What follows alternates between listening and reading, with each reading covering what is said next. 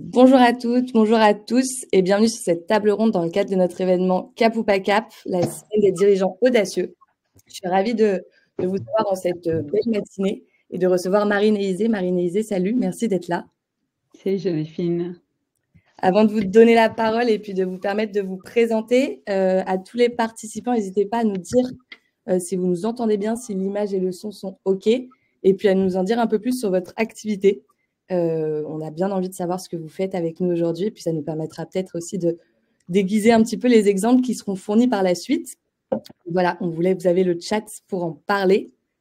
Moi, je vais rapidement vous introduire les Folies Web, et puis après, je laisserai la parole à Marine et Isée qui vont nous parler de fidélisation des talents, pensée expérience employée et marque employeur. On a fait une super table ronde, et donc on a bien hâte de commencer. Pour vous en dire un peu plus, on est déjà au 3e jour de notre semaine Cap ou pas Cap. On a 2 autres événements qui arrivent demain et vendredi. Donc, n'hésitez pas aussi à les suivre. Ça va être des super thèmes. Donc, voilà, vous avez le programme juste ici. Vous l'avez aussi normalement dans votre boîte mail si vous êtes présent aujourd'hui. Nous, au Folies Web, rapidement, on fait des événements gratuits pour les petites entreprises. On fait à la fois des ateliers en présentiel un peu partout en France et on fait des sessions en ligne. Donc, on a 2 à 3 webinaires par semaine sur différentes thématiques autour du numérique. L'idée, c'est vraiment d'accompagner toute personne qui se lance dans le numérique. Et si on peut faire ça, c'est grâce à nos 2 partenaires. Donc, le premier, c'est le .fr par la FNIC. Le .fr, c'est l'extension française du numérique qui vous donne toutes les clés en main pour améliorer votre présence en ligne et donc être le plus compétitif possible. Et notre deuxième partenaire, c'est NeoCamino qui accompagne les entreprises dans leur stratégie digitale. Donc voilà, vous pouvez aller faire un tour aussi sur squefond.fr et NeoCamino qui nous permettent d'être là aujourd'hui. Voilà pour les Folies Web. Et puis, place au direct. Isée, Marine, je vous laisse vous présenter peut-être en quelques minutes. En quelques mots, minutes, la parole est à vous. Isée, je te laisse commencer. Allez. Merci beaucoup de m'avoir conviée pour animer ce webinaire avec Marine. Donc, moi, je suis Isée, Senior Talent Acquisition Manager chez Payfit depuis 3 ans maintenant. J'ai de l'expérience en recrutement depuis une dizaine d'années et surtout dans des startups scale-up où j'ai pu monter des équipes et des process de recrutement de zéro. Et donc, j'espère pouvoir vous apporter plein de tips très concrets et utiles pour attirer les meilleurs talents, pour les retenir et surtout pour mettre en place des process de recrutement structurés. Et je laisse la parole à Marine. Merci Isée. Bonjour à tous. Donc moi je suis et toutes d'ailleurs. Je suis Marine Adato. Je suis la cofondatrice et la CEO de l'agence La Légende. La Légende, c'est une agence qui accompagne les entreprises et les dirigeants aussi dans la création de médias. Moi je viens du monde des médias. J'ai passé très très longtemps et ce que j'ai vu en entrant dans les coulisses des RH, c'est qu'il y a un décalage énorme entre la richesse humaine d'une boîte et la façon dont elle se raconte. Et donc, c'est pour ça qu'on a créé La Légende. C'est vraiment pour créer des médias vivants qui sont pensés pour les talents, qui sont portés par les talents et au service de la culture d'entreprise et de la marque employeur. Donc, c'est pas pour faire joli, hein, c'est vraiment pour faire du sens. C'est pas un gadget, c'est pour recréer du lien, de la fierté, de l'engagement, que ça se voit en interne, évidemment, au niveau du lien, mais surtout que ça derrière se propage en externe. Et donc, si vous êtes ici aujourd'hui, j'imagine que c'est parce que vous avez ce genre de besoin que vous devez ressentir à peu près la même chose. Les formats classiques ne suffisent plus. Voilà, donc on est là pour ça et je suis très heureuse de pouvoir partager cette table ronde avec Isée et Joséphine pour parler de ces sujets-là. Génial. Merci beaucoup pour vos introductions. Juste question un petit peu pratique que vous posez peut-être côté participant. Vous avez en bas à droite de votre écran un onglet questions qui vous permet de poser des questions, comme son nom l'indique très bien. N'hésitez pas à le faire dans cet onglet-là et pas dans le chat, ça risque de se perdre. Et puis, vous avez aussi la possibilité de voter pour les questions qui vous intéressent le plus. On en prendra quelques-unes à la fin de cette table ronde et on y répondra avec grand plaisir. Et puis, vous aurez aussi un replay qui sera disponible dès la fin de l'événement en cliquant sur le même lien que celui sur lequel vous venez de cliquer pour vous connecter. Donc voilà, si vous manquez quelques infos, ce sera aussi l'occasion de pouvoir revisionner cette table ronde Et puis voilà, donc vous l'avez bien compris, on va parler culture d'entreprise, vision, recrutement, des erreurs à éviter. On va essayer de vous donner aussi des conseils applicables. Donc voilà, c'est parti. Et puis je pense que pour commencer cette table ronde, disait Marine, on va se mettre d'abord du côté des candidats. Et puis moi, j'ai une question pour vous. Quelles sont aujourd'hui les attentes principales des candidats lorsqu'ils recherchent un employeur? Et je te laisse peut-être attaquer sur cette question. Super. Alors, si ça vous va, moi, je vais vous parler des candidats de manière générale, et je crois que Marine, tu rebondiras un peu plus spécifiquement sur la fameuse Gen Z.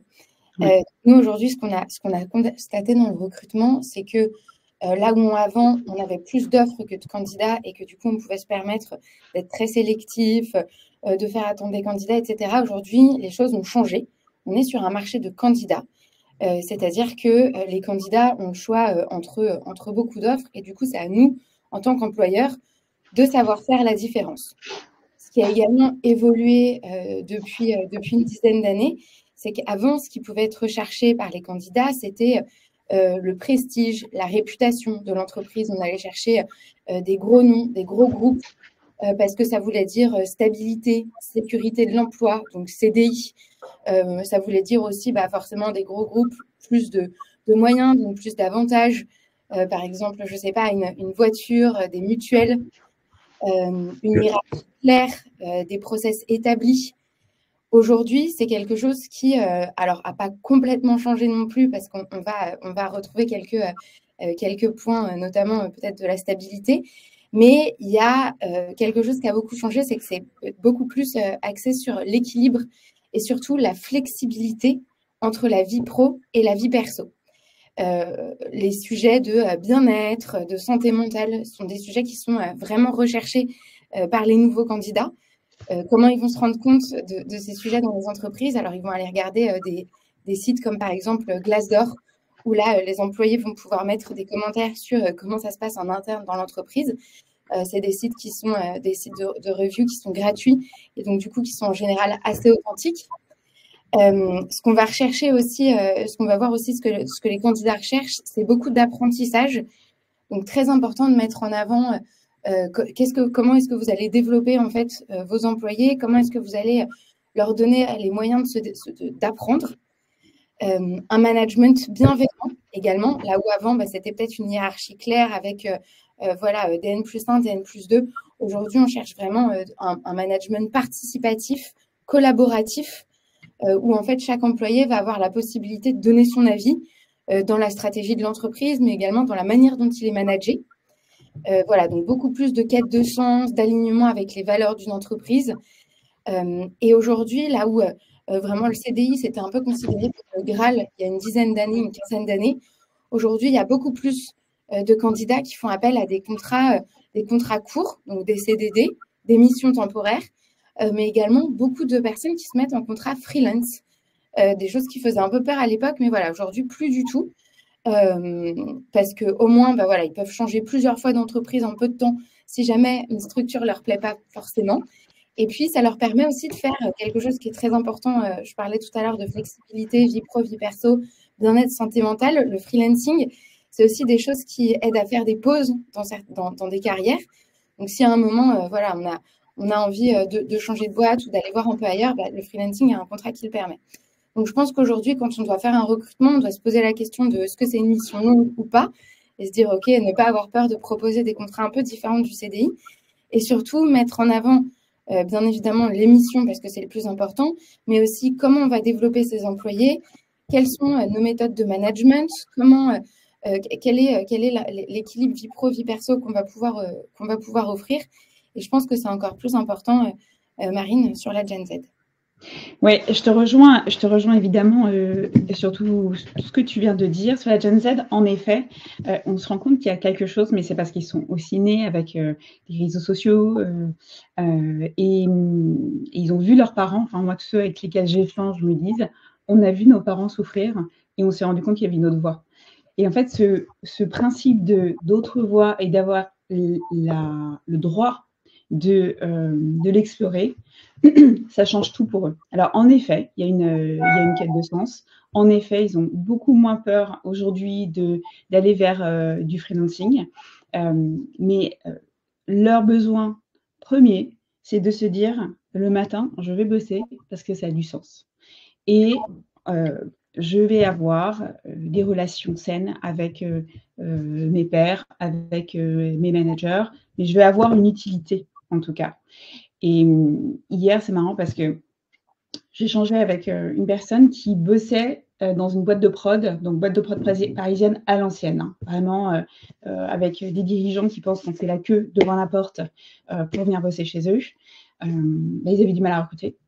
Et quand ils voyaient des candidats qui remplissaient les cases, souvent ils rappelaient en disant je me suis renseignée et vos dirigeants sont ingérables, donc je ne viendrai pas. On est passé à l'ère. En fait, ce qu'il faut retenir de ça, c'est qu'on est passé à l'ère de on sait tout. Avec Internet, on sait tout. Tu l'as dit, il y a des sites sur lesquels on va donner son avis. On a des collaborateurs ici qui maintenant prennent la parole sur les réseaux sociaux, tous les réseaux sociaux, hein, que ce soit LinkedIn, TikTok, Instagram. La parole, la prise de parole et la prise de parole en ligne est devenue un super pouvoir pour les collaborateurs, mais aussi pour les dirigeants, on y reviendra. Mais tout ça fait qu'aujourd'hui, la Gen Z, en effet, elle va choisir. Elle va se dire, OK, lui, il prend la parole, donc je vais aller regarder, est-ce que ce qu'il dit, est-ce qu'il fait ce qu'il dit, parce que c'est facilement vérifiable, évidemment. Est-ce que ses valeurs correspondent aux miennes? Est-ce que je me projette là-dedans? Et tu parlais aussi donc tout à l'heure de cette possibilité, cette flexibilité. Je vous donne un exemple. Guillaume Houbèche, fondateur de Lemlist, qui, Lemlist, globalement, ils bossent un peu d'où ils veulent. Ils ont un siège, mais ils bossent un peu d'où ils veulent. Et Guillaume, je l'ai reçu dans un podcast l'année dernière, il me disait, il fait 3-4 mois en Afrique du Sud l'hiver. Il cherchait des candidats. Il était dans une maison. Il bosse beaucoup, hein, évidemment, mais il était dans une maison avec une vue sur Table Mountain. Il a fait un reel Instagram en disant voilà Lemlist, voilà nos conditions de travail, on recrute. Et il l'a posté. Et il a reçu des milliers de candidatures. Alors, après, il faut faire du tri, hein, évidemment, dans les candidatures, mais en tout cas, ça donne de l'inspiration et ça donne envie. Pourquoi? Parce que on se projette dans une relation, on se projette dans le lien qui est créé et dans cette transparence qui est donnée là-dessus. Et c'est ça que cette génération cherche. Maintenant, on se dit c'est la Gen Z, mais de plus en plus, c'est une prise de conscience qui est faite. Et le risque, c'est quand justement, et ça c'est un échange que j'ai eu avec une DRH récemment, finalement, c'est quand des générations précédentes n'osent pas prendre ces risques, mais du coup restent, sont désengagées. Et là, ça devient un autre problème. Et ça entraîne avec la Gen Z qui est dans cette boîte une dissonance entre ceux qui sont engagés, ceux qui ne sont pas engagés, ceux qui ont du sens, ceux qui n'ont pas. Voilà. Donc, il y a vraiment ça, en effet, à prendre en compte. C'est plus nous qui choisissons, on est choisis. Voilà, pour toutes ces raisons-là. Et au niveau de tout ce qui est taille d'entreprise, aujourd'hui, on a des PME, des grandes entreprises, est-ce qu'il y a parce qu'on voit que les candidats se dirigent plus vers les PME que les grandes entreprises, et comment est-ce qu'une PME peut aussi rivaliser avec les grandes entreprises qui attiraient avant les meilleurs profils, et comment se dépatouiller avec tout ça? Si je rebondis sur ce que j'ai expliqué avec Guillaume, par exemple, Houbèche, il faut prendre la parole, en fait. Il faut montrer. Et c'est tous les sens de ce qu'on fait. C'est-à-dire qu'une PME, aujourd'hui, elle a la taille humaine. Donc, pour un candidat, se dire, je vais me retrouver dans une entreprise où on va me connaître quand on me croise le matin, où on va reconnaître ce que je sais faire, où on va aller me chercher aussi pour ce que je sais faire, mais qui n'est pas forcément dans ma fiche de poste, et me dire, tiens, tu peux l'incarner. Tu peux l'incarner dans un podcast, tu peux l'incarner dans des vidéos facecam, tu peux l'incarner pour représenter l'entreprise. Ça change beaucoup de choses. Et donc, ça montre que l'entreprise a des prises de position, met en avant ses talents. Évidemment, il y a ce dont parlait Isée tout à l'heure, ils vont rechercher les montées en compétences. Donc ça, c'est avec des outils, c'est avec des formations. Et ça, j'ai l'impression, Isée, arrête-moi si je me trompe, mais j'ai l'impression que ça y est, en fait, c'est plus ou moins coché quand tu rentres dans une boîte, tu as ton toolkit comme ça pour vraiment monter en compétences.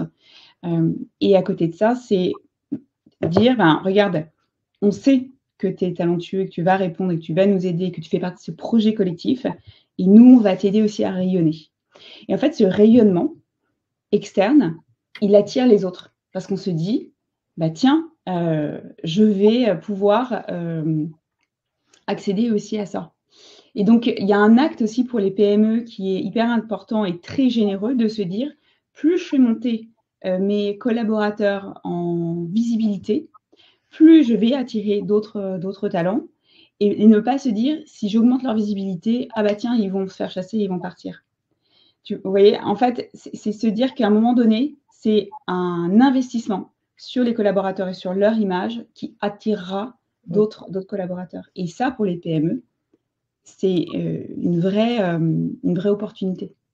Les grosses boîtes essayent de le faire. Ils ont beaucoup plus de mal. Pour une PME, c'est plus facile à mettre en place. Voilà. Et évidemment aussi les prises de parole des dirigeants pour dire qui ils sont, pourquoi ils le font, leurs valeurs, etc. Mais ça, seul, sans avoir les collaborateurs qui prennent la parole, ça reste très, très vertical. Ce qui marche, c'est les prises de parole horizontales. Ce sont, d'ailleurs.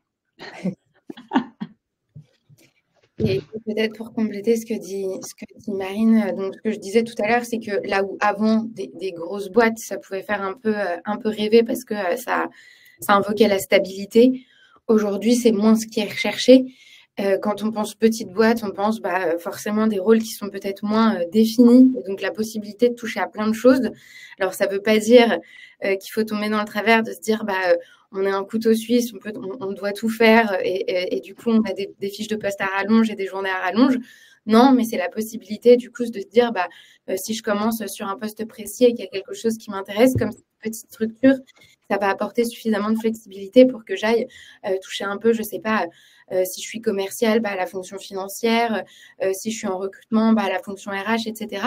Et donc ça, c'est des choses que les petites boîtes peuvent mettre en avant parce que c'est forcément beaucoup plus siloté dans les grosses entreprises. Marine en parlait, mais la culture d'entreprise, une culture d'entreprise forte et authentique, donc des valeurs, ce que ça veut dire, une mission engageante, un environnement où tout le monde peut avoir un impact. Ça, pareil, c'est pas quelque chose que les grosses boîtes peuvent forcément, dont les grosses boîtes peuvent se targuer. On parlait aussi de l'équilibre vie pro, vie perso, un cadre de travail flexible. Tu parlais d'aller travailler en Afrique du Sud. Alors, c'est vrai que tout le monde n'a pas les moyens d'aller jusque là-bas, mais voilà, juste le fait de proposer du télétravail, des horaires qui peuvent être adaptés, une culture qui favorise tout cet équilibre-là, c'est quelque chose, pareil, qui est plus facile peut-être dans une petite structure. J'en parlais aussi, les opportunités de croissance, donc des responsabilités dès le départ, donner de la visibilité sur les possibilités de développement et pourquoi pas donner la parole aussi sur les opportunités de développement à ses employés, avec pourquoi pas aussi des parts dans cette stratégie de développement. Et puis, pour finir, je dirais une communication transparente, une proximité avec la direction, le management participatif dont je parlais tout à l'heure, c'est quelque chose aussi qui va faire la différence par rapport aux grosses boîtes. Les collaborateurs vont se sentir écoutés, vont se sentir impliqués dans les décisions et forcément, du coup, beaucoup plus engagés dans leur entreprise. Et si je peux rebondir par rapport à ce que tu viens de dire, Isée, sur donner des parts aux collaborateurs dans le développement du projet, ça, c'est quelque chose qui leur donne encore plus envie de prendre la parole et de documenter encore plus ce développement. Et comme ça devient l'affaire de tous, il y a un énorme rayonnement sur LinkedIn, par exemple, sur tout ce qui est fait en entreprise. Et c'est quelque chose de très, très intéressant à mettre en place.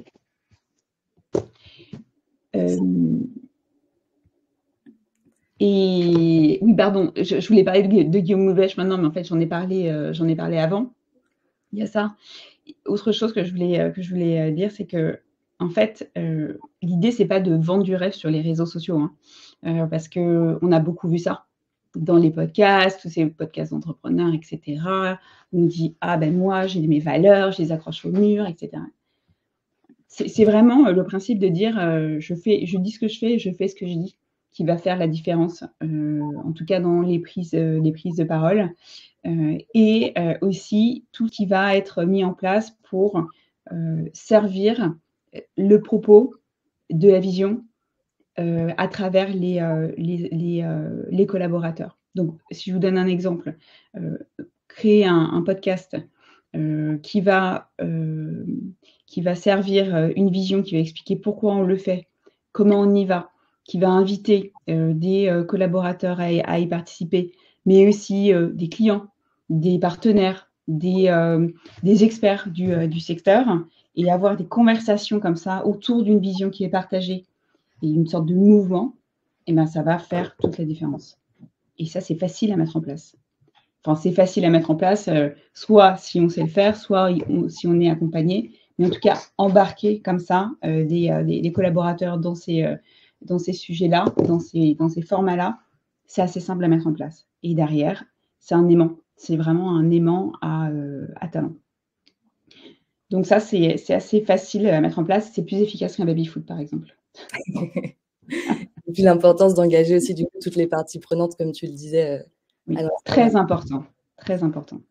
Ok, génial. Et si parce qu'une fois que la PME donne envie, que la vision est claire et que les missions plaisent à un candidat, comment après est-ce qu'on recrute correctement et comment est-ce que, enfin, question plutôt du coup plus côté entreprise, mais comment on peut s'assurer qu'un recrutement soit réussi? Élisée, je crois que tu es un peu experte sur le sujet. Je te laisse d'abord la parole. Avec plaisir. Alors déjà, un chiffre qui est important à avoir en tête, je pense, et qui surprend toujours beaucoup, c'est le coût d'un recrutement raté. Un recrutement raté, c'est entre 20 et 200 000 euros, selon la Chambre de commerce et d'industrie. Ça dépend bien sûr de la taille de son entreprise. Mais tout ça pour vous dire qu'un recrutement raté, c'est cher, c'est très, très cher. Et donc, je vais d'abord commencer par les choses à ne pas faire avant de vous donner un outil concret qui va pouvoir vous aider à structurer et à réussir vos recrutements. Donc déjà, si je dois donner peut-être 3 choses à ne pas faire, la première, c'est recruter des clones. Pensez qu'en fait, parce que une personne qui vous ressemble va forcément être un bon apport pour l'entreprise, c'est dangereux. Bâcler les recrutements, donc pas structurer son process d'entretien, ne pas être au clair sur les compétences recherchées, ça aussi, ça peut mener à un recrutement raté. Et ensuite, je dirais un process à rallonge, ne pas savoir prendre de décision, faire attendre les candidats trop longtemps, vouloir rencontrer trop de monde pour comparer. Ça aussi, ça peut vous mettre un peu dedans et vous faire rater votre recrutement. Donc nous, aujourd'hui, chez Payfit, on utilise un outil très concret et je vous partagerai des liens après dans le chat pour que vous puissiez regarder un peu comment se construit cet outil. Ça s'appelle la Scorecard. C'est un outil gratuit, la bonne nouvelle. Et c'est un outil de recrutement qui aide à structurer et qui permet d'évaluer objectivement les candidats en fonction de critères très précis et prédéfinis. Donc, ça sert à aligner toutes les personnes que vous allez avoir dans le recrutement sur les compétences recherchées et assurer une évaluation équitable et cohérente par rapport à votre fiche de poste. Donc, c'est simple, il y a 5 étapes pour définir votre scorecard, définir les critères d'évaluation, attribuer une pondération à chacun de ces critères, structurer l'évaluation, donc en fonction du nombre de personnes que vous avez dans le processus de recrutement, quelle personne va évaluer quelles compétences, former les évaluateurs, parce que c'est toujours très important d'être formé au recrutement, et ensuite utiliser votre scorecard et l'ajuster en fonction des personnes que vous allez rencontrer. Donc, ça permet de structurer votre process de sélection, de réduire les biais, ces fameux biais dont je vous parlais au début, de recruter un peu que des clones. Et bien, ça va permettre de les éliminer complètement dans votre prise de décision et puis de vous assurer que vous allez recruter vraiment la bonne personne pour votre entreprise. Et je me permets juste de rebondir parce que je vois que la scène dans les questions demandait des conseils à donner à une entreprise qui démarre Green Tech avant d'embaucher son premier salarié. Donc, tu viens d'en parler, mais peut-être sur le premier salarié, un petit focus, c'est quand même un petit peu un recrutement hyper important. Est-ce que vous avez un petit mot là-dessus, une différence peut-être? Ouais, je pense surtout avant d'embaucher son premier salarié, c'est passer beaucoup de temps sur la définition du besoin. En fait, identifier les missions prioritaires, les compétences indispensables, être flexible aussi sur le profil, parce que si c'est votre premier salarié, il faut peut-être mieux privilégier une personne un peu polyvalente, qui soit capable d'évoluer avec l'entreprise. Ouais, je dirais c'est ça, passer vraiment du temps sur la définition du besoin et se dire aussi, est-ce que c'est un salarié pour une mission spécifique, auquel cas peut-être aller sur un CDD ou un freelance, ou est-ce que c'est quelqu'un qu'on va vouloir voir évoluer et à qui on pourra donner des missions au fur et à mesure, et donc du coup partir en effet peut-être plus sur un CDI. Et le deuxième conseil, alors c'est un tout petit peu après l'embauche, c'est réussir l'onboarding et l'intégration. Donc au même titre qu'on passe du temps sur la définition du besoin et les missions, c'est passer du temps sur l'onboarding et l'intégration, parce qu'on sait qu'un onboarding raté, ça peut donner à l'employé envie de quitter la boîte et du coup donner un recrutement raté. Tout à fait. Bien d'accord avec ça. Marine, tu voulais rebondir, je t'ai coupé la parole juste avant, excuse-moi. Non, je t'en prie. Oui, il y a autre chose, enfin, pour rebondir sur ce que disait Isée, le recrutement aussi, alors je n'ai pas la science d'Isée pour recruter, hein. Moi, je sais faire savoir, mais donc ça permet aussi d'avoir ça en tête, c'est vraiment de la projection. C'est-à-dire que plus on montre qui on est, plus on peut attirer les personnes qui nous correspondent. Alors, évidemment, ça n'empêche pas de mettre en place tous les outils qui ont été proposés par Isée au préalable. Mais en tout cas, et c'est vrai que ça ne va peut-être pas forcément marcher si on n'a pas préparé le terrain au préalable, mais plus on va documenter, transmettre et se créer une audience, plus ce sera facile de choisir les personnes que l'on veut avoir. Je vais vous donner un exemple. Amandine Barr, peut-être que vous la connaissez, elle est sur LinkedIn, connue aussi sous le nom de la loutre du SEO. C'est Amandine qui a propulsé Wallaxy là où ils sont arrivés quand ils étaient très très hauts. En fait, Amandine, elle a commencé à communiquer sur LinkedIn pour transmettre ce qu'elle avait compris du SEO, parce qu'à l'époque, elle trouvait qu'il n'y avait pas suffisamment d'éléments pour pouvoir monter en compétence seule sans acheter une formation qui coûte une fortune. Donc, elle a commencé à créer du contenu, puis elle a créé une newsletter, elle a été très disciplinée, hein, parce que son contenu, elle l'a fait vraiment de manière régulière, plusieurs fois par semaine, voire peut-être même tous les jours. Et elle s'est créée une communauté. Aujourd'hui, la communauté fait cumuler 140 000 personnes. LinkedIn, newsletter, Instagram, etc., etc. Son nom, c'est sa communauté qui lui a trouvé, SEO sans migraine, parce qu'ils lui ont dit « Ah bah grâce à toi, le SEO ne me donne plus de migraine ». Il y a eu une espèce de co-construction comme ça avec une communauté. Pourquoi je vous raconte ça? Parce que 5 ans après, sans à aucun moment se dire « Tiens, bah, je vais en faire une boîte », il se trouve qu'elle a décidé de monter son agence. Mais c'était devenu tellement logique pour elle, parce qu'elle avait sa communauté, parce qu'elle avait montré qu'elle était compétente sur le sujet. Alors, je reviens parce que montrer qu'on est compétente, ça me dérange un peu de dire ça, mais en tout cas, elle s'était créée une autorité là-dessus. Quand elle a voulu monter son agence, elle a embarqué avec elle les talents qu'elle voulait, qu'elle avait rencontrés au préalable dans différents salons, meetings, etc. Et en fait, elle me racontait, elle avait un petit carnet, son petit carnet. Quand elle rencontre des personnes avec qui elle a envie de bosser, elle note dans son carnet ces personnes-là et pourquoi elle a envie de bosser avec eux. Le jour où elle a monté son agence, elle les a appelés. Elle leur a dit, voilà, je monte mon agence. Est-ce que tu veux venir bosser avec moi? Ils lui ont tous dit oui.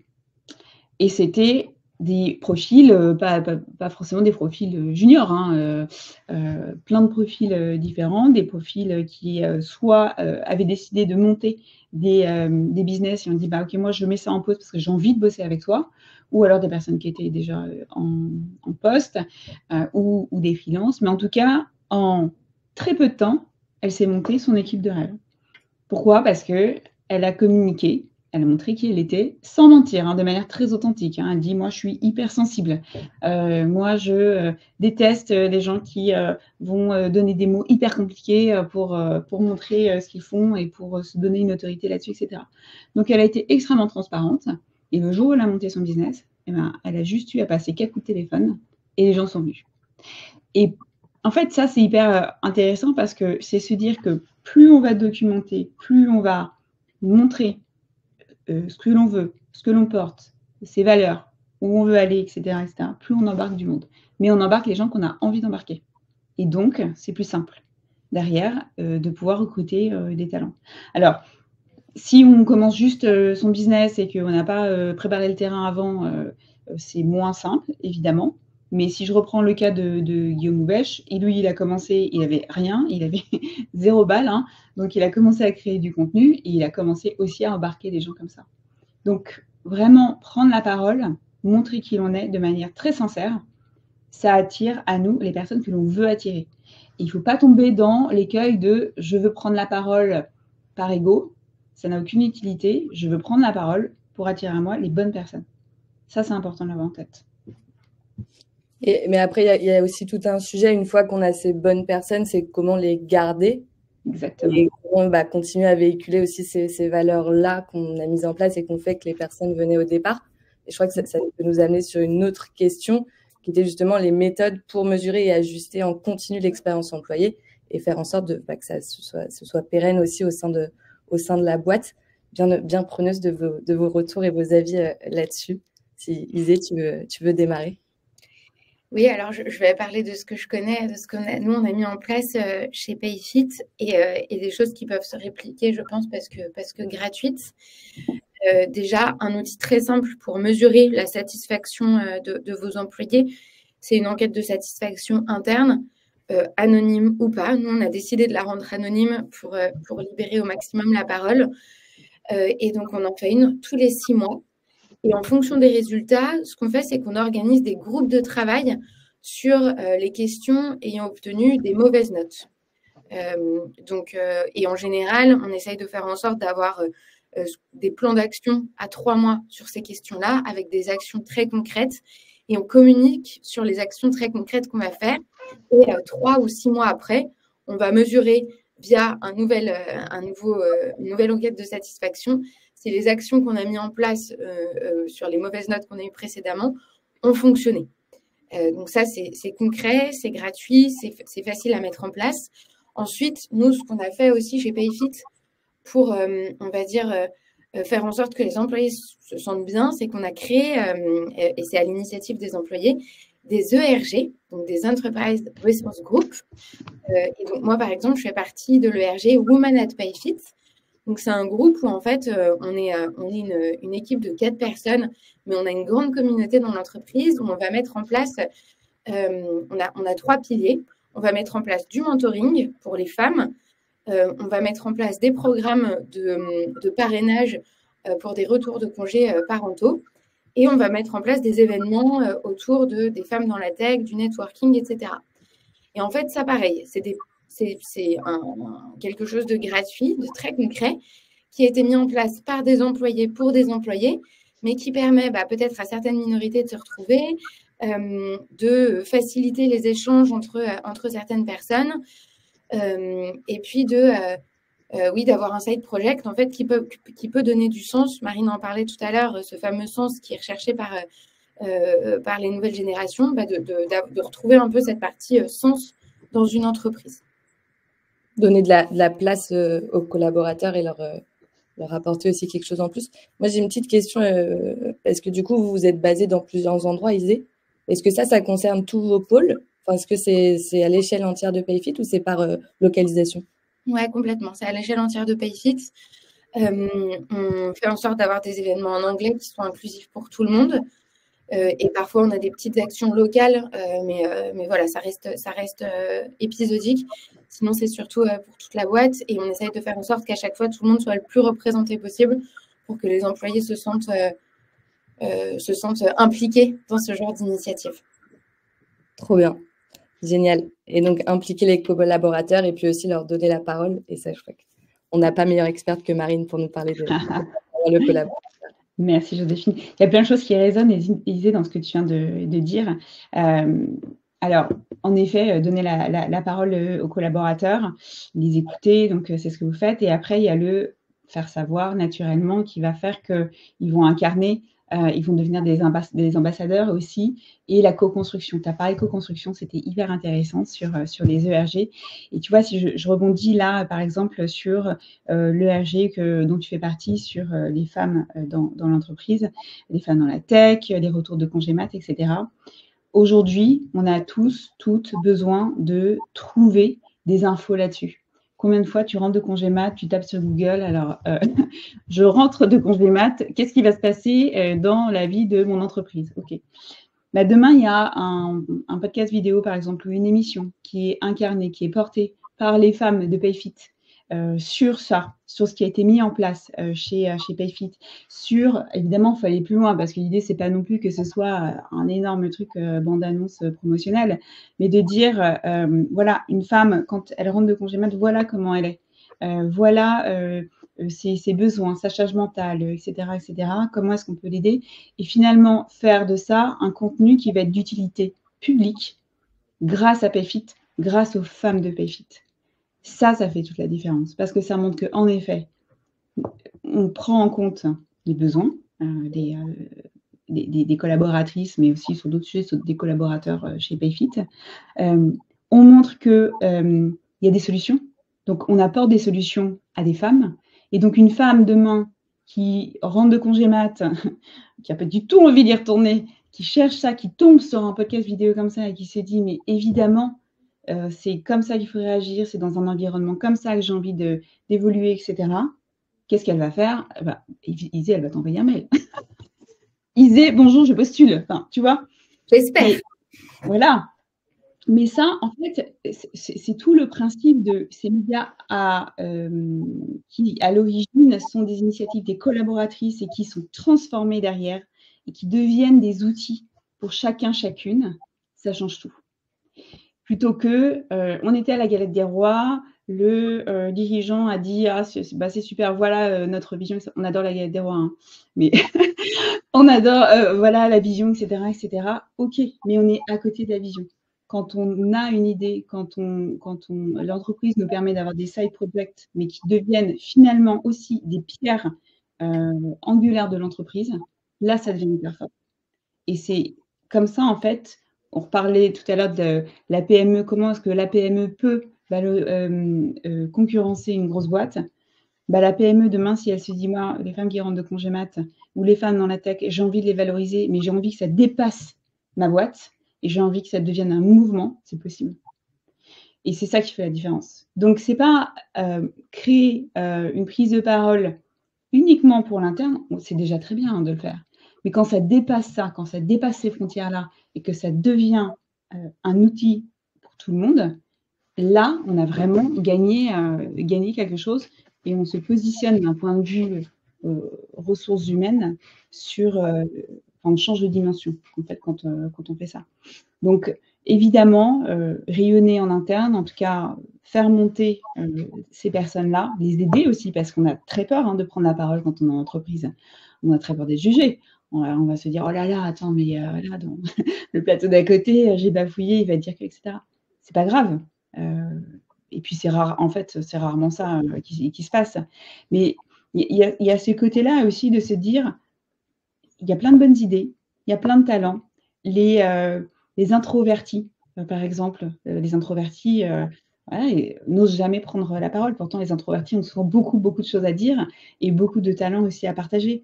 Donc, c'est aller chercher voilà, toutes ces personnes, toutes ces idées, en faire quelque chose qui va permettre derrière à chacun non seulement de grandir, de prendre la parole et d'avoir un statut plus fort sur ces sujets-là. Je pense que je me suis totalement éloignée. C'est pas grave, ça m'a passionnée. Tu m'as beaucoup inspirée, Isée, avec ces ERG. Mais voilà, en fait, ça vient de là. Et on retrouve le sens de chacun. Parce qu'à la fin, on est tous des humains, on a tous envie de créer des choses ensemble. Et ça sert l'entreprise, ça sert la vision, ça sert le mouvement. Et on est impliqué. Et ça change tout. Et on peut capitaliser sur sa marque. Et pour rebondir rapidement sur ce que tu disais, Marine, sur le fait de communiquer sur ces initiatives. Alors, bien évidemment, quand on lance un ERG, quand on lance des initiatives comme Moon Money PayFit, l'idée derrière, c'est pas de l'utiliser comme support de communication, mais bien évidemment que c'est hyper important de communiquer dessus. Moi, pas plus tard que hier, j'ai fait un post sur LinkedIn en expliquant qu'une des raisons pour lesquelles j'aimais bosser chez PayFit, c'était aussi parce qu'on avait la possibilité de lancer ce genre de groupe. et ce qu'on mettait en place concrètement. Et c'est vrai qu'il y a plein de gens qui m'ont écrit en disant c'est génial, ça me donne vachement envie de lancer la même chose dans ma boîte, est-ce que tu peux m'en dire plus, comment est-ce que vous avez fait pour lancer ça?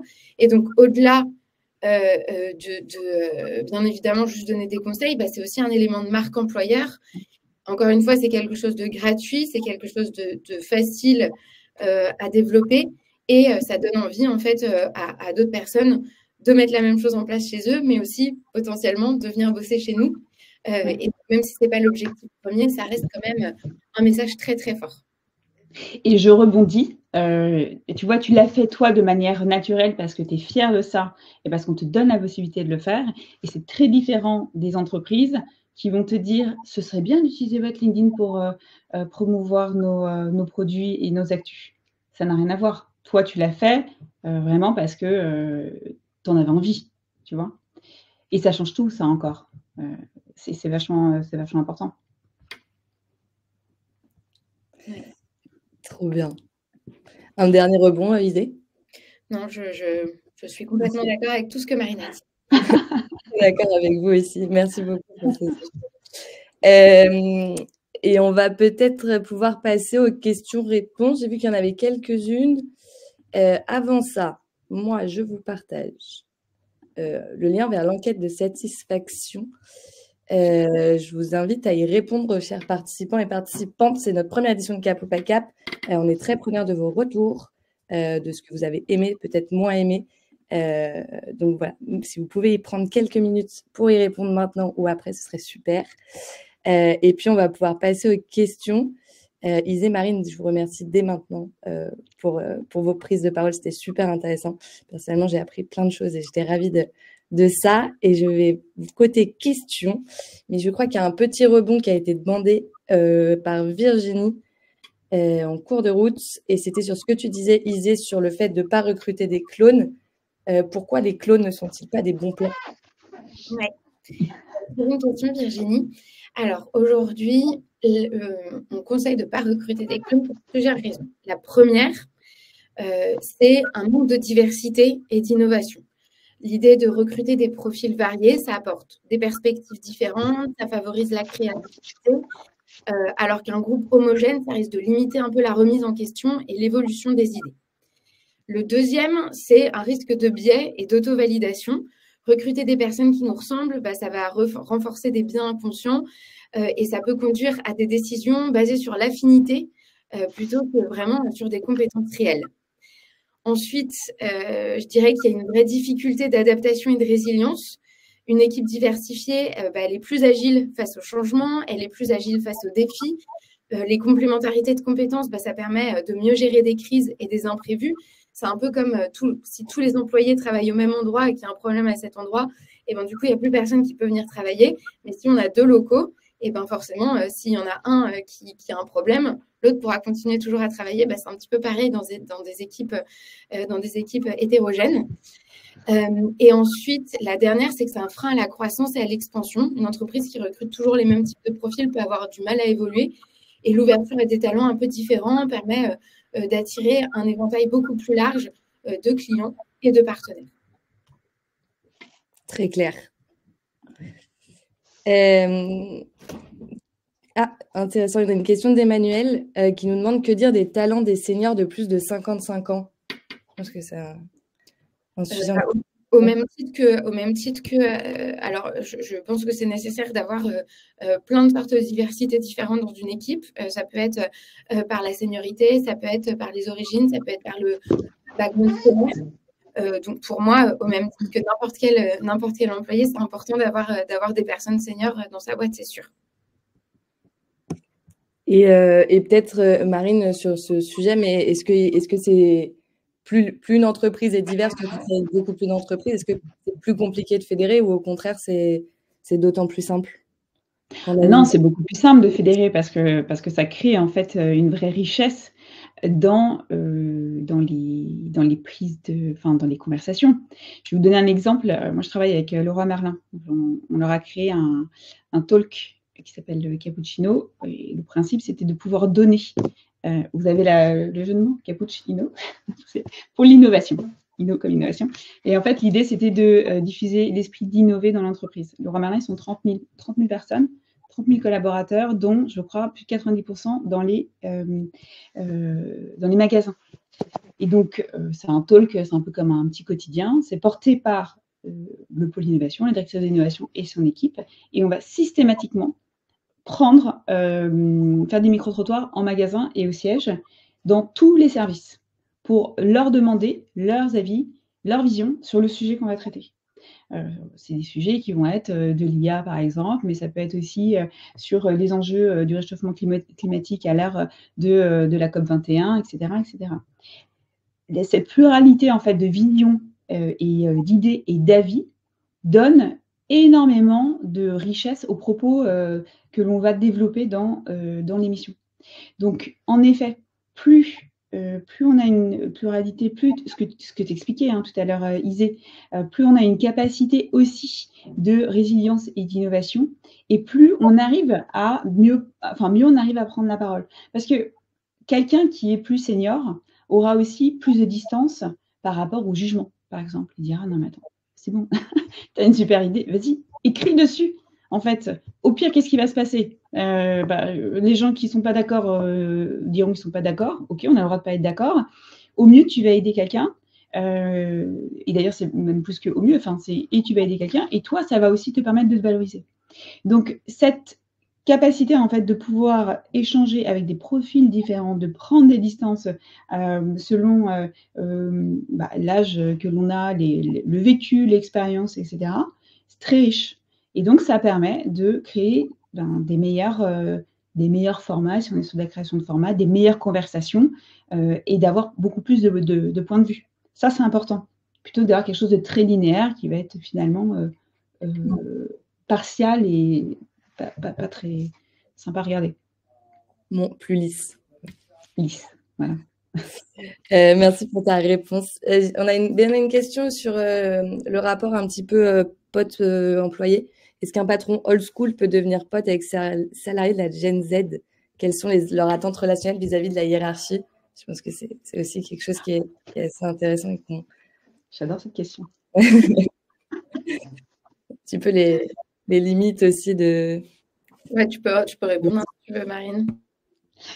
Alors, pas du tout d'un point de vue RH, mais en tout cas d'un point de vue communication, moi je trouve ça très intéressant parce que une salariée justement, une salariée Gen Z qui aura plus de facilité à donner son avis pourra, sous réserve évidemment que son patron sache prendre un petit peu de hauteur et de recul, pourra l'aider à progresser dans sa façon peut-être de voir les choses, de communiquer. Je ne dis pas qu'ils ont toutes les clés, mais en tout cas, il y a plein de choses à prendre dans ce qu'ils consomment aujourd'hui, dans leur façon de penser et dans leur façon aussi d'agir. Moi, j'entends souvent « Oh là là, qu'est-ce qu'ils sont mal élevés, cette nouvelle génération, c'est pas possible, ils se permettent tout ». Je ne pense pas qu'ils se permettent tout. Je pense qu'ils se permettent des choses et que l'ancienne génération, et j'en fais partie, ne se le permettait pas. Et donc, forcément, ça crée des chocs de culture. Donc, si on a quelqu'un en face de nous qui a suffisamment de recul pour se dire « Ah, ça peut être intéressant, ça peut me servir », alors, oui, c'est possible. Maintenant, devenir pote, je ne sais pas, moi, c'est pas mon sujet, tu vois, je pense que c'est plus RH, je ne sais pas si c'est recommandé de devenir totalement pote dans une entreprise, mais en tout cas, écouter. Il faut écouter qui que ce soit, mais écouter ses collaborateurs, quel que soit leur âge, parce que leur avis peut toujours nous aider à progresser. Et ça, c'est important. Et quand on crée du contenu, en fait, si on veut créer un contenu, un média qui intéresse, il faut savoir se remettre en question, il faut savoir écouter, il faut savoir, utiliser, innover. Exactement ce que tu disais tout à l'heure, Isée, c'est tout le principe de ne pas être avec des clones. Si on a envie de faire des choses qui ont de l'aspérité, qui sont cool, qui fédèrent, il faut des profils différents. Et donc, oui, pas avoir cette espèce d'opposition que tout le monde met, en tout cas beaucoup, moi j'ai l'impression de beaucoup le rencontrer, la Gen Z versus le reste du monde. Non, apprenons à faire des choses ensemble. Ouais, je suis complètement d'accord avec ce que tu dis, Marine. Et en effet, j'aime bien la comparaison que tu as fait au début. C'est pas forcément être pote, mais c'est instaurer une relation de confiance qui leur permet, eux, de se sentir à l'aise, de donner du feedback, de donner des retours quand ils sont pas d'accord ou quand ils sont d'accord au contraire. Et vous leur faire des retours de manière concrète et honnête aussi. C'est pas, je suis d'accord avec toi que c'est pas forcément, être pote le principe, c'est vraiment instaurer cette relation de confiance. Et en fait, c'est ça qui va leur permettre, eux, de s'inscrire dans la durée dans une boîte, de se dire qu'ils ont un impact direct, parce qu'en fait, s'ils ils se sentent suffisamment en confiance pour vous faire des retours sur la stratégie, sur une décision qui est prise, sur une opportunité de développement, etc., s'ils se sentent écoutés, ils vont avoir envie de participer encore plus au développement de la boîte. Et donc, du coup, ça va être un cercle hyper vertueux qui va permettre à tout le monde, finalement, vous, de vous sentir écouté, de donner des feedbacks, eux, de se sentir écoutés, de donner du feedback aussi. Et donc, au final, tout le monde est content. Et ces espaces, on peut se dire que la communication peut être un peu parfois difficile parce que forcément, quelqu'un qui a 30 ans de carrière ne s'exprime pas ou donne pas du feedback de la même façon que quelqu'un qui a 5 ans d'expérience. Et donc, l'idée, c'est vraiment de se mettre d'accord dès le début de la collaboration en disant, OK, comment est-ce que moi, je communique? Comment est-ce que moi, je donne du feedback? Est-ce que ça te va? Est-ce que c'est une manière qui te convient? Est-ce que tu l'entends de cette manière-là? Comment est-ce que toi, tu veux donner du feedback? Est-ce que c'est plus écrit? Est-ce que c'est plus oral? Est-ce que tu as besoin qu'on fasse un message derrière pour se récapituler ce qu'on s'est dit? À quel moment de la décision tu as besoin que je te concerte? Mais tout ça, c'est des bases qu'il faut poser dès le début de la relation, un peu comme une relation amicale ou amoureuse finalement. C'est comment est-ce qu'on communique? Comment est-ce qu'on se comprend? Et du coup, on est sûr qu'après, chacun va prendre en compte les spécificités de l'autre pour faire en sorte que la collaboration soit vertueuse. Et si je peux rebondir, il y a un mot hyper important qu'Isée a dit, c'est impact. Avoir de l'impact aujourd'hui, c'est primordial. Et on est dans un monde où tout va vite. Tout va très vite. Aujourd'hui, une semaine, si je compare avec le monde de l'IA, une semaine d'IA, c'est 3 ans de l'ère Internet, il y a encore 5 ans. Et donc, dans un monde où tout va vite, en fait, où tout est documenté, utiliser vraiment ces skills de cette nouvelle génération, c'est pas un luxe. Et donc, quelqu'un qui a 30 ans de carrière et qui a l'humilité de se dire, je vais apprendre de cette personne, je vais lui donner aussi du feedback parce que eux, ils sont pas, eux et elles, moi j'en côtoie tous les jours, hein, on en a plein chez nous, ils sont pas sûrs d'eux, ils essayent, mais voilà, il y a toujours un petit peu cette, je suis pas sûre de moi, mais j'essaye. Et donc leur dire, mais c'est bon, vas-y, tu peux, explique. Si jamais ça ne me convient pas, je te le dirai. Et donc, il y aura une conversation. Mais en tout cas, en effet, mettre en confiance et dire, raconte-moi, ça m'intéresse. Je vais te dire ce qui me convient, ce qui ne me convient pas. Et au même titre que moi, quand je te dis quelque chose, je te dis, tu peux me faire un retour. Encore une fois, c'est toujours la même chose. C'est est-ce qu'on a l'humilité de prendre ces retours pour progresser? Et donc, c'est possible. Finalement, c'est plus une question de posture que d'âge. Parce qu'il y a des gens aussi qui juste campent sur leur position et ne veulent pas progresser. Donc, je pense qu'il ne faut pas opposer les générations. Il faut progresser dans notre façon de prendre ce qu'on nous donne. Et parce que c'est courageux aussi de faire un feedback. D'essayer de le faire correctement et de dire tiens, alors j'ai vu ça sans vexer la personne, etc. Tu vois, peut-être que si tu avais fait ça différemment ou si tu m'avais dit ça, ça aurait été mieux. Voilà. Mais après, c'est juste une question de remise en question. Merci beaucoup. Pardon. J'en perds ma voix avec vos beaux messages. Il y a une question juste qui s'est perdue en cours de route. C'était Marine, quand tu parlais, à un moment donné, tu as parlé de donner des parts. Oui. Sur la question 2, il me semble. Oui. Est-ce que tu arrives à rebondir là-dessus et remettre dans le contexte? Tout à fait. Je l'ai noté. Donner des parts, en fait, c'était, oui, sur le développement. Il y a de plus en plus d'entreprises qui donnent des parts alors c'est sous forme de, j'ai pas le mot exact, mais ouais, des participations de l'entreprise. Évidemment qu'une entreprise qui donne des participations à ses collaborateurs aura des collaborateurs qui auront plus envie de faire réussir l'entreprise et d'être dans un projet commun, et donc de plus prendre la parole. Et ça, c'est quelque chose, finalement, on a été très élevés alors dans les anciennes boîtes, hein, avec les PE, etc., et on n'en comprenait pas forcément le sens de ce PE, d'autant plus quand on est dans des boîtes qui sont entrées en bourse, donc on se dit qu'on n'a pas forcément de pouvoir là-dessus. Mais finalement, enfin ça, c'était ce qu'on pensait avant. Mais finalement, si chacun communique sur ce qu'il fait, sur ses victoires, sur je sais pas, ses idées, sa vision, etc., ça permet de donner à l'entreprise un rayonnement beaucoup plus fort et beaucoup plus humain. Et donc, non seulement d'attirer des talents, mais aussi d'attirer des partenaires, d'attirer des clients, etc., etc. Et finalement, j'en reviens aux parts, c'est-à-dire que dès lors qu'on donne des parts, on n'est pas obligé de donner une tonne de parts, hein, mais en tout cas, un peu, ça montre qu'on considère les collaborateurs. Et donc, derrière, ça leur donne envie, encore une fois, d'être encore plus présents dans le projet et d'aller chercher les bons talents, de faire de la cooptation, de montrer la culture d'entreprise, voilà, de montrer ce qui se passe à l'intérieur et pourquoi on y croit, pourquoi on y est, pourquoi on reste. Parce que finalement, il y a beaucoup de talents qui rentrent dans une boîte parce qu'ils croient au projet.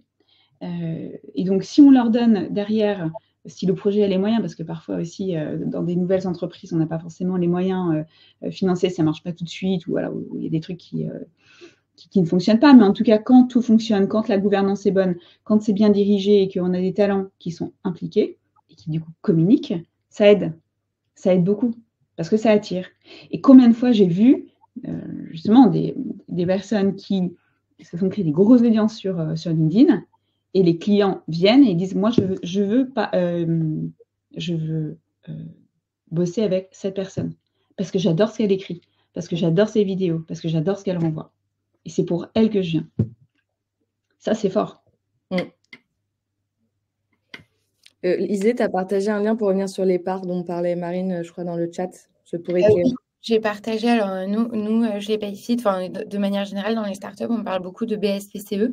C'est ça. Je vous ai partagé du contenu et c'est un peu comme des stock options. Et peut-être juste pour revenir sur ce que disait Marine, nous, on a un fondateur, Firmin, qui prend beaucoup la parole sur LinkedIn. Et je pense qu'il doit recevoir une dizaine de messages par semaine de personnes qui veulent bosser pour lui. Et donc, nous, en recrutement, c'est vrai qu'on s'en frotte les mains parce que c'est de la marque employeur gratuite. Mais comme tu dis, Marine, en fait, il est très inspirant. Il donne envie aux gens de bosser avec lui pour lui. Et donc, ouais, c'est un levier quand même assez solide. C'est énorme. C'est clé. Une petite question très ressources humaines que du coup je n'ai pas totalement comprise. Quelles sont les options disponibles pour une entreprise en matière de gestion du recrutement? Doit-elle privilégier une approche interne en s'appuyant sur ses propres ressources ou externaliser cette fonction en faisant appel à un cabinet de recrutement spécialisé? En fait, j'ai compris la question. Isée, je te laisse commencer. Très rapidement, en fait, il n'y a pas de bonne réponse. C'est vraiment, ça va dépendre des moyens que vous avez, du temps que vous avez. Si vous avez un peu de moyens, mais très peu de temps, forcément, vous allez passer par un cabinet. Si vous avez pas de moyens et du temps, vous allez le faire en interne. Donc, c'est vraiment à vous de définir à quel point vous avez du temps à vous consacrer à ce recrutement. Et je dirais qu'un autre truc important, c'est aussi la difficulté du profil. Si on est sur un marché, sur un profil pénurique, pas d'exemple, mais déjà des profils tech très, très pointus, ça peut valoir le coup aussi, et que vous êtes une toute petite boîte avec très peu de marques employeurs, ça peut valoir le coup de passer par un cabinet parce que ça ira beaucoup plus vite. À prendre en compte aussi peut-être le temps que vous pouvez faire sans ce recrutement. S'il vous faut quelqu'un à ZAP, donc très rapidement, forcément, c'est peut-être mieux de passer par un cabinet ou un réseau. Et donc, pourront contacter beaucoup de candidats très rapidement. Si vous pouvez vivre encore 2-3 mois sans ce recrutement et que vous n'êtes pas pressé, autant le faire en interne. Mais pour le coup, il n'y a pas du tout de bonne ou mauvaise manière de faire. Les deux se valent complètement.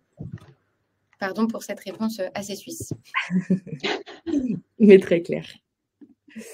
Et on a une dernière question d'Emmanuel qui revient un petit peu sur ce qu'on s'est dit juste avant. Créer des binômes intergénérationnels, est-ce envisageable? Ce n'est pas la vision de toutes les entreprises. Et c'est dommage. Et c'est dommage. Malheureusement, c'est du ressort des entreprises aussi et de ce qu'elles... Je peux donner mon avis là-dessus? Bien sûr. Moi, je pense que c'est pas du ressort des entreprises, c'est du ressort des collaborateurs. Enfin, à un moment donné, il faut arrêter de penser que tout vient du haut et il faut créer des mouvements. Donc, qu'est-ce qui nous empêche de créer ces binômes en réalité? C'est ça aussi le truc. C'est de se dire qu'on a deux possibilités. Soit on subit une politique à laquelle on n'adhère pas forcément, on reste et on subit et on est désengagé, ou alors on part, ou alors on se dit comment à mon échelle je peux faire les choses différemment, à commencer par moi, et puis ensuite, si ça rayonne sur les autres, très bien. Mais en fait, faire ces binômes-là, je pense qu'il y aura toujours quelqu'un dans les deux générations qui sera heureux de se dire tiens, je vais apprendre de l'autre. Et puis ça va me permettre de progresser. Alors évidemment, c'est pas juste aller boire des cafés, c'est se fixer aussi des objectifs, les fameux OKR, je les adore. En fait, se dire qu'est-ce qu'on va faire ensemble? Qu'est-ce qu'on va faire ensemble? Pourquoi est-ce que on peut créer un binôme, et comment, au-delà de nos tâches quotidiennes, on pourrait créer quelque chose qui va être plus grand que nous, ou qui va nous permettre de progresser. C'est pas l'entreprise qui doit donner des ordres pour faire ça, pas du tout. Donc je suis pas d'accord sur ce fatalisme. En fait, on a le droit de faire ce qu'on veut, sous réserve que ça soit respectueux des autres, et il faut pas se mettre de barrière, justement. Très beau mot de la fin presque. Merci. Est-ce que vous avez un dernier message à faire passer, Marine et Isée? C'était déjà merci Joséphine. C'était cool. C'était un super moment. Moi, j'ai adoré. J'espère que j'ai l'impression que les gens présents avec nous, les personnes présentes aussi. Je vous remercie encore. Et puis, je vous dis à très vite. Et pour tous les participants, et même vous, Marine et Isée, il reste encore 2 webinaires sur cette semaine de Cap ou pas Cap. Et donc, j'espère tous vous y retrouver. Merci beaucoup. Bonne matinée. Merci Joséphine, merci Isée. Et à bientôt. Ciao. Au revoir.